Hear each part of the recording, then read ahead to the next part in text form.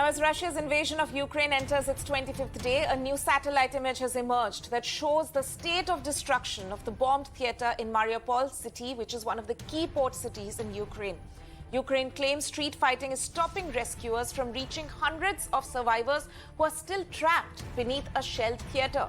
Rescued operations continued in the strategic Black Sea port of Mykolaiv as well, where dozens of Ukrainian troops have died in a strike on military barracks. Ukrainian President Zelenskyy, meanwhile, has called for comprehensive peace talks with Moscow and also urged Switzerland to do more to crack down on Russian oligarchs. Meanwhile, Ukrainian military has claimed that a top Russian general was killed in fighting in southern Ukraine. But Russia's onslaught doesn't seem to be easing. Russia is now using hypersonic missile to blow up an ammunition dump and naval cruise missiles to attack civilian centers in western part of the country. And so as we inch towards the end of the first month of this increasingly attritional war, what have we learned from the last few days?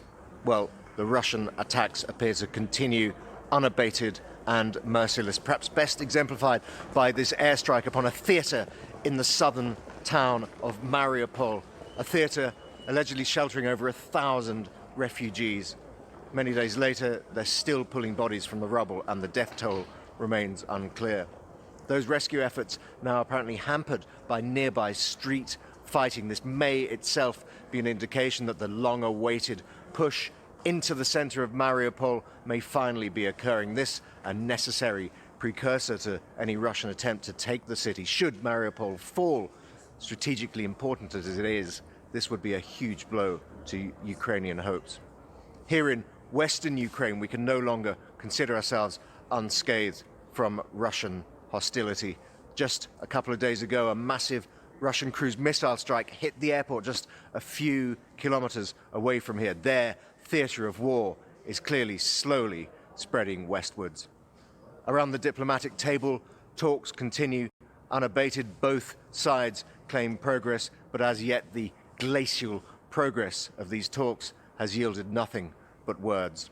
And against this, the ever-present backdrop of the worst humanitarian crisis in living memory. The United Nations now estimates that over 5 million people are internally displaced within Ukraine, added to the more than 3 million who have already left the country. With a population of just over 40 million, this is nearly 1 in 5 people who've been uprooted from their homes, their lives, their jobs in just the last month. And of the remainder, surely no one can remain unscathed in some way by this war. Now, Poland is welcoming refugees from Ukraine with open arms. Youngsters of the country were seen dressed as cartoon characters to cheer up children who have seen their home country reduced to rubble. Take a look at our next report. I'm standing with those youngsters who are trying to bring smile on faces of all those refugees who have come from Ukraine. This is the biggest ever crisis that right now Europe is facing after Second World War. More than 3 million people have already lost their homes. And here at railway station, these youngsters from different fields, some is an engineer, some is a manager, someone is a singer. Who from you got this idea and what you are trying to do? We're just trying to make kids happy for a couple of minutes. So they're trying to make kids happy for a couple of minutes. You can see there's a famous character, Mickey Mouse, we have got a tiger, we have got Donald Duck. All of them, they're trying to bring smile on the faces of kids. That is something what actually they need at the stage. On their gloomy faces, they'll be bringing smile, they'll make them feel happy. Because you can understand the psychological trauma. It's not only about scars, it's also about psychological trauma that youngsters are going through. What you try to do, you give them toffees? You give them toffees? Candies, sweet. Okay, they got candies. Let me show you. These are the candies we are going to distribute these candies. You can see how they really bring a smile. They have got the candies in their hand. They're trying to give them candies. And you can see all those beautiful smiling faces, how good and happy they are feeling at this stage. when the candidates has been given. So that's what actually is required. It's like everybody is contributing, everybody is trying to pitch in, everybody is trying to ensure that they can bring a smile.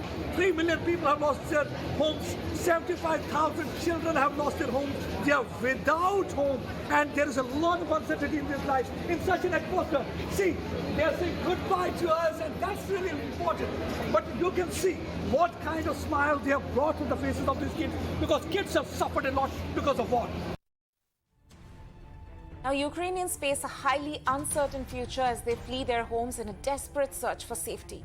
More and more families are fleeing from the war-hit capital of Kiev and Kharkiv towards safer zones. And Lviv has become a home for those internally displaced people. Take a look at this.